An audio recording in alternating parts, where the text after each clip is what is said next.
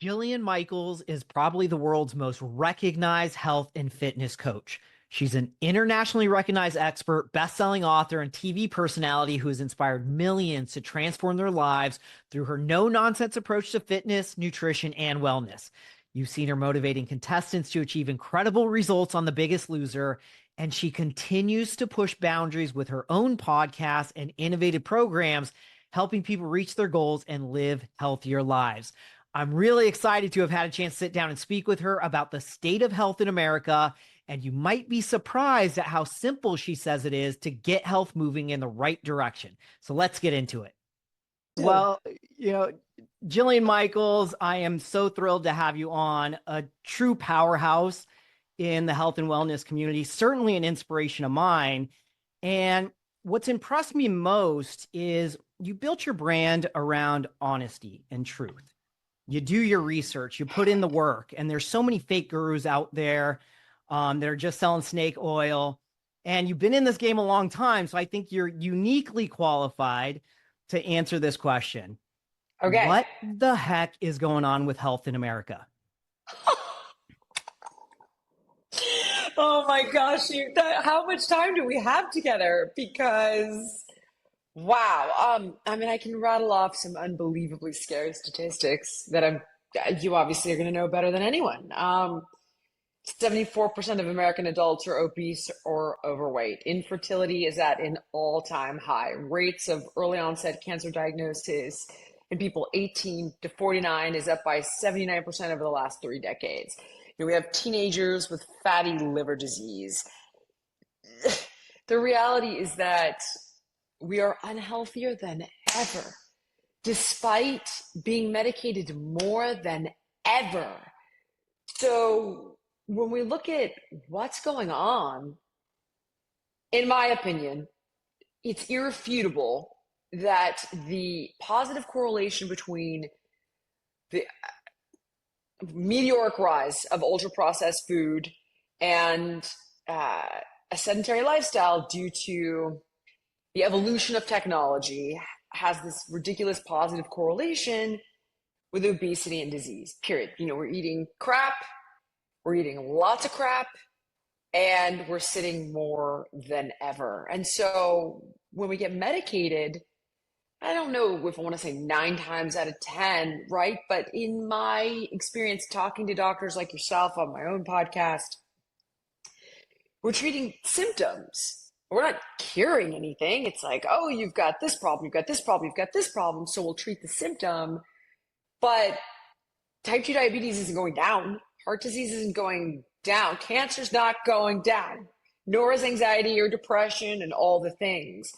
So while it's definitely a myriad of factors, with regard to physical health, I think those are the 2 biggest components. Yeah, I mean, it's almost like doctors are taking the stance like, we're just going to medicate you until you die. Like, here's the thing. If I was a doctor and my patient is presenting with life-threatening issues, you're going to try to stop. Obviously, you guys are like, okay, I don't want you to die, so this is going to stop you from dying from all these symptoms. But doctors are not your dietitian. They're not your trainer, and they're not your therapist. Their job is to say, you're dangerously unhealthy. I'm going to stop you from dying from these symptoms, but you need to get your shit together. You got to stop the bleeding first, right? You got to stop the bleeding first. And, I think that's one of the dangers, again, with things like Ozempic. And, it's a really complicated issue because obesity has tripled in the last 50 years. But also our food has changed, like you mentioned. Our lifestyle has changed. Our environment has changed. And so it's shocking to me, like, the best solution that's coming down the pipeline is these drugs that make some people less hungry, have a lot of potentially dangerous side effects, and do nothing for the real cause of these problems. Yeah, it's so funny you say that. The reality is that Ozempic is just a monster-sized business, period. That's the bottom line. Once again, a way of managing symptoms. And while obviously the halo effect of weight loss is going to be beneficial, as you mentioned, it comes with a host of side effects. And it's not a permanent solution. And you have to be on it forever to even maintain the weight loss that you do achieve on it. It's unbelievably expensive. And there was actually a great survey just released by Prime Therapeutics, which you've probably heard of. They're pharmacy benefit managers for Blue Cross Blue Shield, and they manage 35 million patients. And their data shows people who've been put on GLP-1 weight loss drugs within the first year, only 32% of the people stay on it.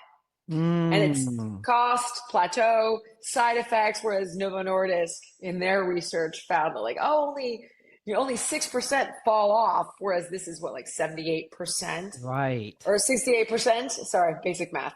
Um, the reality is we need to do the deeper work. We do, period. We just have to get to the bottom of why we are, let's see, how do I put this? You're being physiologically exploited. So the Sure. food is addictive, right? It's designed to be addictive, and they're capitalizing on our emotional stressors. So Right. when you're vulnerable, when you're overwhelmed, when you're Mm, sad, when you're anxious, then the food is designed to give you this monster dopamine hit, and it right. can be a defense structure, it could be a coping mechanism. So shots and thighs are not going to solve this problem in any meaningful way. We got to Well, get to the heart of the matter. I couldn't agree more. And, I know we're short on time. We got to wrap up. It's been such a pleasure having you on. Podcast is compound action, how small steps create massive change. So I'm Totally. curious, what if, someone out there, they're looking for some help, they want to improve their health. What's the one action you think they could take that's going to have the biggest impact? Well, here's what we know.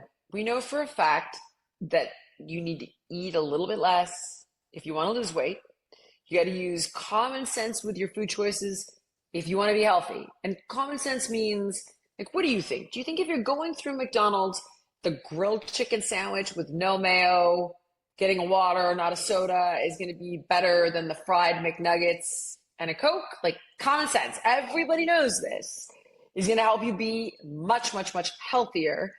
And the more you move, the better you're going to be overall. Number one form of preventative medicine, number one way to live as long as possible with the best quality of life possible.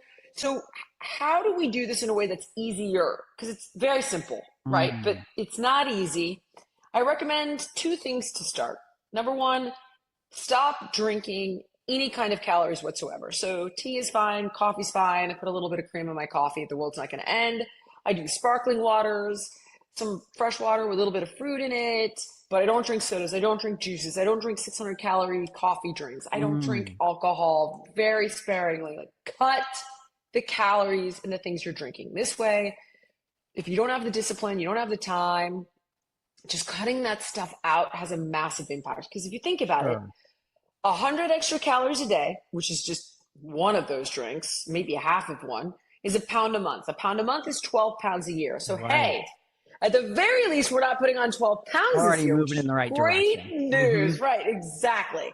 Then, if you get yourself, let's say, a walking pad, and while you're working, you can kind of shuffle along. You're not sitting. I'm not doing it now because the sound would mess up our interview, but 9 times out of 10, if I'm working, I'm on a walking pad with my computer on a little desk. And just that alone is going to burn 2 times the amount of calories as sitting. It's better for circulation. It's better for Wow. your I mean, those are posture. I mean, incredible numbers. Yeah. little things, like you said, everything you're about, right? These little changes will equal massive results over time. Try those two things, huge difference over time. Well, and there's a quote that's always made sense to me, which is coaching bridges the gap between knowledge and execution, which I think is I love probably that. the missing component out there for Really most people. smart. I Well, love that. I've loved having you on. I definitely hope you'll come back and join us again. Oh my gosh, thank you. And I appreciate all you do. Thanks for fighting the good fight, Doc. Oh, It's you not easy. too. You too. Take care. I really hope you got as much out of this episode as I did. Jillian and I share such a similar philosophy on the root causes of weight gain and how in our healthcare communities, there's a severe lack of emphasis on fixing those root causes. Instead, they're out there just chasing these symptoms, leading to long term chronic health problems, yo yo dieting, people just feeling like they're stuck, not sure what to do next or even where to start. I can't emphasize enough the value of mentorship and coaching to achieve health goals. Trying to do it on your own is like trying to pick up a book on calculus and teaching it to yourself without anyone there to guide you. It's no surprise that it's estimated only about 1 to 3% of people are able to successfully lose weight and keep it off on their own. Just know you don't have to do it on your own. If you know you need some help and want to learn more about my coaching programs, visit www.coryaplin.com. That's www.coryaplin.com. Stay healthy out there, and I'll catch you on the next episode.